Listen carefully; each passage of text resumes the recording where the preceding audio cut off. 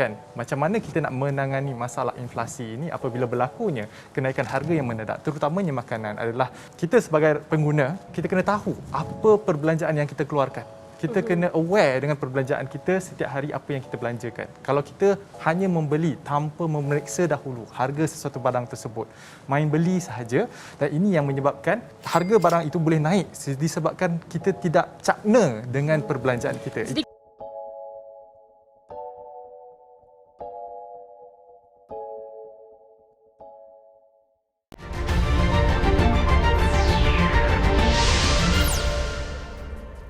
Baik doktor, kalau kita lihat ya secara mudah untuk kita fahamkan inflasi ya. Inflasi adalah peningkatan harga bagi barangan dan juga perkhidmatan, dan kenaikan harga ini diukur melalui pengiraan indeks harga pengguna ataupun consumer price index ya doktor ya. Dan kalau kita lihat ya, ada 3 kumpulan utama yang mempengaruhi keseluruhan inflasi negara. Pertama, makanan dan minuman yang bukan alkohol. Kedua, perumahan, air, elektrik, gas dan bahan api lain. Dan ketiga, pengangkutan. Jadi bagi kategori makanan dan minuman yang bukan alkohol ini doktor, seperti roti canai, ayam, telur, bawang dan sebagainya, kadar inflasi terus melonjak ya, kepada 1.9%. Dan yang malangnya di sini doktor, harga barangan ini dianggarkan akan terus meningkat. Jadi doktor, berdepan dengan situasi seperti ini, apa sebenarnya langkah yang perlu diambil bagi mengelakkan kita ini terus dihimpit dengan kadar inflasi yang tinggi? Silakan.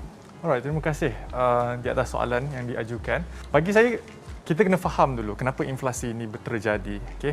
Dan saya pernah kongsikan benda ini juga dalam saluran sosial media saya, di mana pada tahun 1971 apabila Presiden Nixon, Presiden Amerika Syarikat ketika itu menarik gold standard daripada mata wang US dollar. Dan sejak daripada tahun 1971 banyak negara pun ikut sama. Dan disebabkan itu, kalau kita tengok bila berlakunya sesuatu benda, contohnya macam krisis ekonomi, negara-negara mereka print duit mata wang, dan disebabkan banyak mata wang dalam ekonomi kita, disebabkan itu orang mula berbelanja. Dan bila orang mula berbelanja, orang beli macam-macam, beli makanan, pergi keluar, pergi shopping mall, beli barang-barang elektronik baru, dan disebabkan itu tiba-tiba demand bertambah dan supply berkurang ataupun stagnan. Disebabkan itu harga pun akan bertambah juga sebab demand itu bertambah.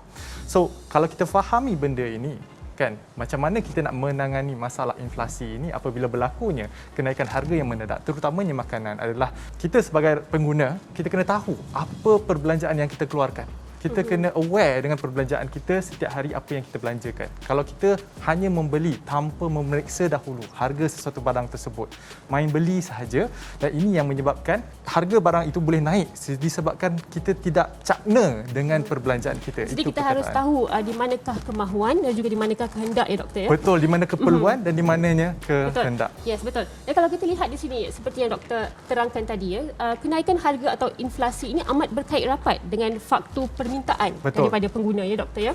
Jadi kalau saya katakan di sini, kuasa beli pengguna sebenarnya mampu untuk mengawal harga sekaligus menurunkan kadar inflasi yang dialami sekarang. Apa pandangan doktor?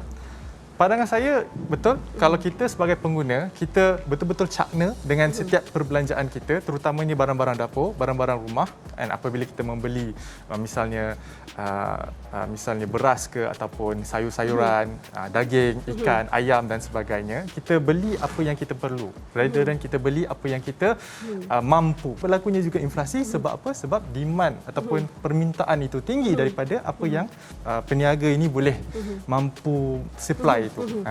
Baik, kalau di sini kita lihat ya doktor, rakyat Malaysia kadang-kadang agak cenderung untuk membeli barangan yang biasa dibeli walaupun harga semakin meningkat ya doktor ya. Betul. Dan apabila permintaan pembeli masih wujud walaupun harga barangan itu semakin mahal, ini akan membuatkan harga barangan itu menjadi lebih tinggi doktor.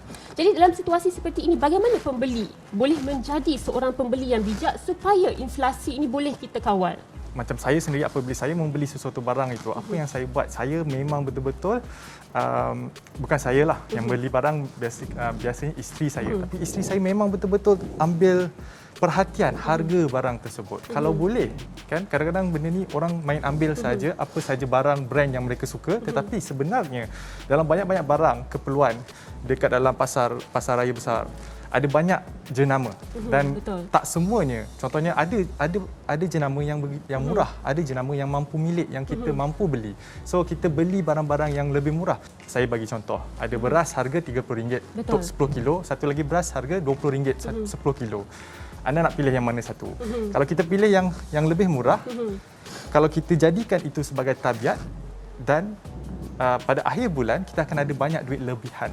Sebaliknya kalau kita hanya ambil sahaja barang tanpa memeriksa terlebih dahulu harga sebab kita dah terbiasa buat begini dan itu yang mengakibatkan kadang-kadang kita tak cukup duit di kemudian hari. Betul. Dan kita tahu seperti apa yang Syabana cakap, memang harga inflasi akan naik, akan sentiasa naik, tetapi gaji kita bagaimana naik. pula? Betul. Di sini doktor saya melihat bahawa sebelum kita pergi shopping ya doktor, perancangan itu amat penting. Betul. Kerana perancangan itu akan mengelakkan kita daripada melakukan impulse buying ataupun pembelian secara tiba-tiba. Betul. Itu saja sedutan klip pendek daripada salah satu TV appearance yang saya dah buat sebelum ini. Kalau anda nak tengok video panjang, sila pergi dekat ruangan description. Kat situ saya ada sertakan link untuk tengok video panjang. Dan jika anda nak tahu lagi tips-tips kewangan yang lain, jangan lupa untuk lawati channel Dr. Adam Zubir, di mana anda boleh klik pada butang playlist. Kat situ tim saya dah susun dah topik-topik kewangan dan pelaburan yang anda boleh binge watch. Dan jika anda ada sebarang pertanyaan ataupun persoalan, sila nyatakan dalam ruangan komen di bawah. Itu saja daripada saya. Saya akan jumpa anda dalam video seterusnya.